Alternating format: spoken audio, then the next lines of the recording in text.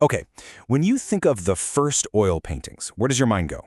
Probably somewhere in Renaissance Europe, right? Florence, maybe.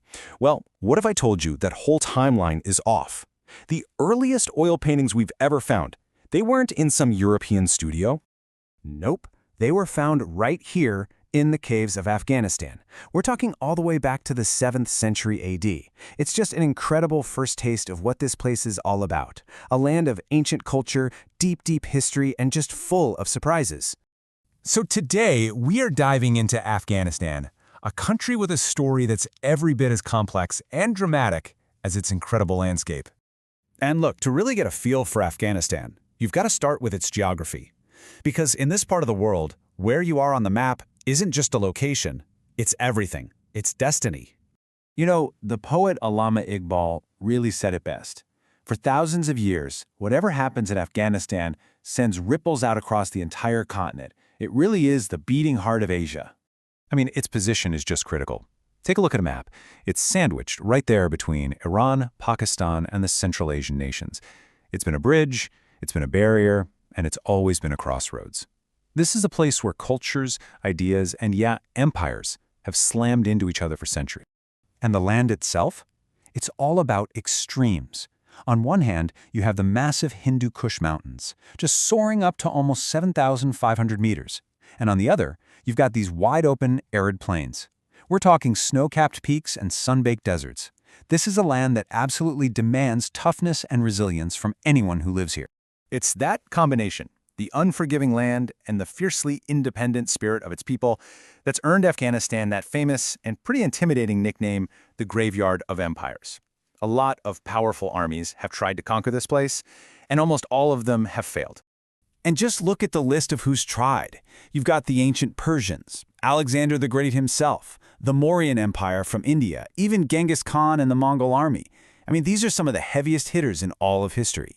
And yet after all of that, the Afghan spirit is still here. It has endured. So who are the people who have been forged by this incredible history?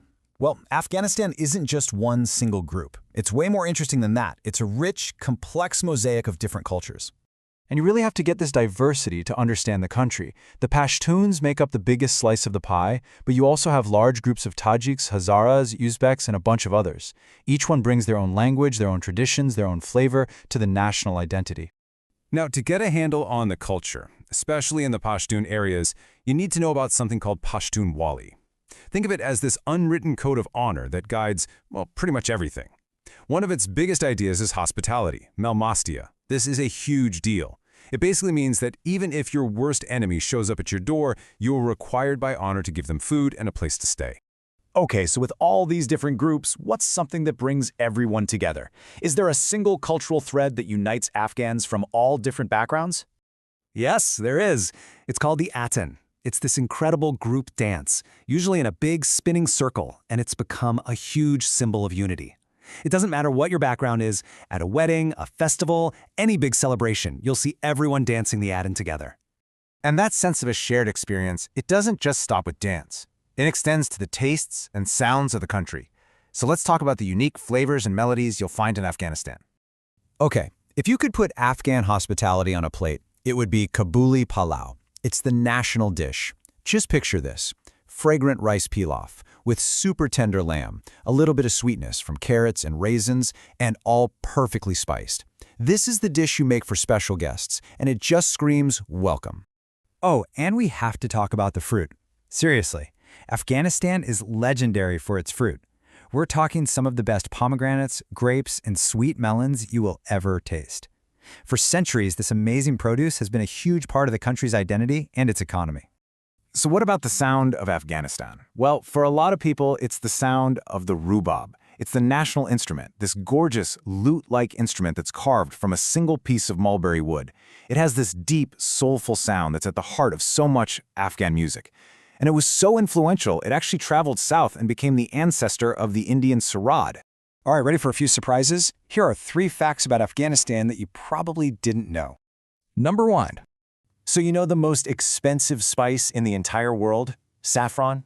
Well, for years, the best saffron on the planet has come from Afghanistan. It's often called red gold, and it consistently wins global awards for its amazing quality and taste.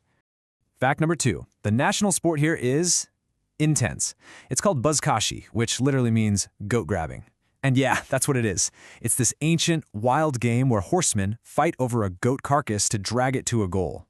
Imagine polo, but dial the intensity up to 100. The skill it takes is just breathtaking.